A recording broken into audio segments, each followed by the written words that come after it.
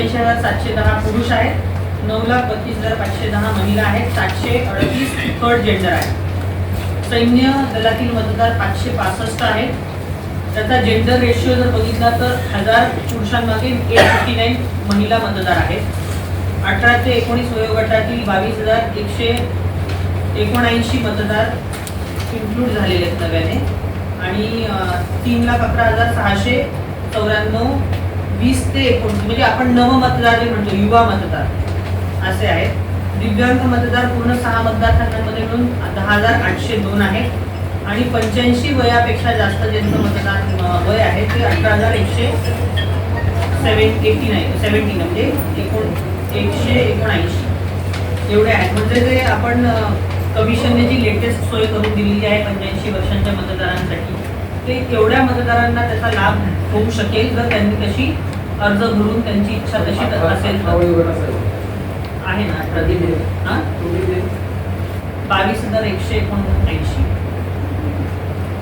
हे आपले स्टेटस आहे. आपल्या मतदारसंघामध्ये एकूण 1955 मतदान केंद्र आहेत. सर्वांच्या सोयीसाठी कमिशनच्या सूचनेनुसार सर्व मतदान केंद्र ग्राउंड फ्लोरलाच आहेत.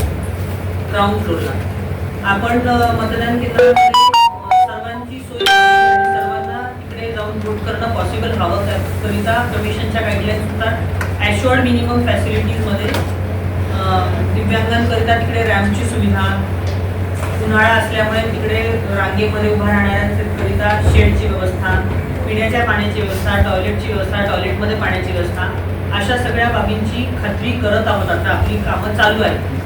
तर त्या पद्धतीने काही मतदान केंद्र आपण पूर्णपणे महिला कर्मचाऱ्यांच्या मार्फत मॅन करणार आहोत. एक मतदान केंद्र संपूर्णपणे दिव्यांग कर्मचाऱ्यांच्या मार्फत मॅन होईल. एक मतदान केंद्र प्रत्येक असेंब्ली कॉन्स्टिट्युन्सी लेवलवर युवा कर्मचारी नव मतदारांकरता युवा कर्मचाऱ्यांसाठी आपण मॅन करणार आहोत. अशा पद्धतीने आपण ऑल इन्क्लुसिव्ह वोटिंग घेण्याच्या प्रयत्नामध्ये आहोत. त्याशिवाय आपण वयस्कर मतदारांकरिता ही सोय वेगळी केलेलीच आहे. झालेली आहे. कल्याण लोकसभा मतदारसंघामध्ये आयोगाकडून कशा प्रकारची तयारी सुरू आहे आणि आतापर्यंत काय महत्त्वाचे इनिशिएटिव्ह घेण्यात आले? आपलं मतदानाची प्रक्रिया मतदानाचा दिवस 20 मे आहे. तर लोकसभा मतदारसंघामध्ये कल्याण लोकसभा मतदारसंघामध्ये आपण आदर्श आचारसंहितेचं पालन व्यवस्थित व्हावं आणि सर्व उमेदवारांना पॉलिटिकल पार्टीजना लेवल प्लेइंग फील्ड मिळावा याकरिता आपण त्यांच्या खर्चावर आणि त्यांच्या आचरणावर देखरेख ठेवण्यासाठी भरारी पथकं, फ्लाइंग स्क्वॉड्स आणि static surveillance team, video surveillance team यांची स्थापना केलेली आहे. त्याच्यापैकी काही टीम्स कार्यरत झालेल्या आहेत आणि उमेदवारांच्या आणि पक्षाच्या सोयीसाठी कोणतेही कार्यक्रम घ्यायचे असल्यास त्यांना त्यांची देखील सोय करण्यासाठी आमच्या कार्यालयामध्ये 1 विंडो सिस्टम कार्यरत केलेली आहे. मतदारांना किंवा नागरिकांना 1950-1950 ही हेल्पलाईन कलेक्टर ऑफिसमार्फत कार्यरत आहे. त्याच्यामध्ये लोक फोन करून स्वतःचं नाव कोणत्या यादीमध्ये कुठे आहे तेही शोधू शकतात. वेबसाईटवर देखील वोटर सर्च इंजिन ॲक्टिवेटेड आहे. आपल्याकडे पूर्ण लोकसभा मतदारसंघामध्ये 20 स्टॅटिक सर्व्हेलन्स टीम आपण नेमत आहोत, जे 20 ठिकाणी 20 नेमत आहोत म्हणजे 20x3 24/7 8-8 तासाच्या ड्युट्यांमध्ये एकूण बघायला गेलं तर 60 स्टॅटिक सर्व्हेलन्स टीम कार्यरत असतील 24 तासासाठी आणि 20 ठिकाणी ते पूर्ण मतदारसंघामध्ये महत्त्वपूर्ण लोकेशन्सला तपासण्या करतील. त्याशिवाय प्रत्येक मतदारसंघामध्ये म्हणजे 6 मतदारसंघामध्ये प्रत्येकी 3 round the clock 3x3 24 9x6 एवढे आपले फ्लाइंग स्क्वॉड्स देखील कार्यरत असतील. जसे जसे कार्यक्रमाच्या सुरुवात होतील त्या कार्यक्रमांना आम्ही आमच्या व्हिडिओ सर्व्हेलन्स टीमच्या पथकांमार्फत त्यांच्यावर देखरेख ठेवू आणि शांत व फेअर मॅनरमध्ये आपल्या इलेक्शनची प्रक्रिया पूर्ण पार होईल याची आम्ही पूर्ण खात्री करू. एकूण मतदार किती आहेत? थोडं वर्गणी आहे. 24 कल्याण लोकसभा मतदारसंघामध्ये एकूण 20,18,958 मतदार आहेत. त्यापैकी 1,85,710 पुरुष आहेत, 9,32,510 स्त्री आहेत आणि थर्ड जेंडर 738 आहे. या मतदारांपैकी 85 वर्षाच्या वरील मतदार आहेत 18,179 आणि दिव्यांग मतदार आहेत 10,802.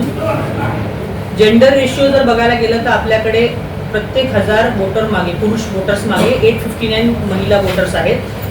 सैन्य दलातील मतदार आपल्याकडे 565 आहेत आणि नव मतदार म्हणजे 18 ते 19 वयोगटातील 22,179 मतदार आपले नव मतदार आहेत. 20 ते 29 वयोगटातील 3,11,694 मतदार आपल्याकडे ह्या लोकसभा मतदारसंघामध्ये आहेत. कर्मचाऱ्यांचा एकूण किती फौजफाटा या मतदारसंघामध्ये असणार आहे?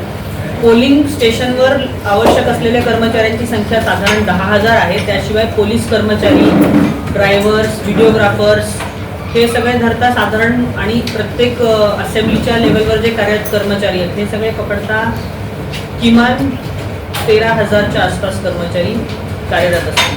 मतदानाचा टक्का वाढावा याकरता काय प्रशासनाची व्यवस्था असणार आहे? मतदानाचा टक्का वाढवण्याकरिता पहिली गोष्ट आपण जे नवमतदार आहेत किंवा जे आतापर्यंत यादीमधून सुटलेले होते त्या सगळ्यांची मतदार नोंदणी करून घेण्याचे पुरेपूर 1 वर्षभरामध्ये प्रयत्न केलेले आहेत.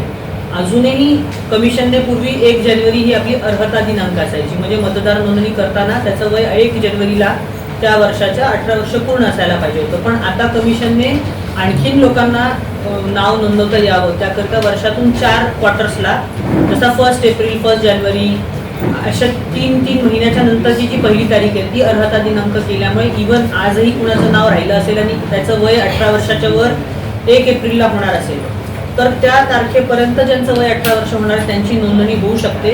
आपली 23 एप्रिलपर्यंतची शेवटची दिनांक आहे. जर कुणाचं नाव राहिलं असेल तर त्यांनी नोंद करून घेण्यासाठी ERO नेटमध्ये online application with document submit करायचं आहे. त्याच्यानंतर केलेले अर्ज विचारात घेता येणार नाही, पण 23 एप्रिलपर्यंत लोकांना अजूनही सोय आहे. आणि त्याशिवाय आपण आपल्या बूथ लेवल ऑफिसरमार्फत विविध उपक्रम घेतलेले आहेत. जसं पाल्यांना सर्व शाळा कॉलेजेसमध्ये स्टुडंट्सकडून त्यांच्या पेरेंट्ससाठी पत्र लिहून देणे, आवाहन की तुम्ही का वोटिंग करायला पाहिजे. ज्यांनी मतदार यादीमध्ये नाव नाही त्यांनी नाव नोंदवणे अपेक्षित आहे आणि ज्यांचं नाव मतदार यादीमध्ये आहे त्यांनी मतदानाच्या दिवशी, मग तो सुट्टीचा दिवस असेल, सुट्टीला लागून असेल, उन्हाळ्याच्या सुट्टीत असेल, तरी आपला मतदानाचा हक्क बजावणे हे त्यांचं कर्तव्य आहे. आपल्या इलेक्शन कमिशनचं ब्रीद वाक्य ह्यावेळेसचं आहे, चुनाव का पर्व देश का घर.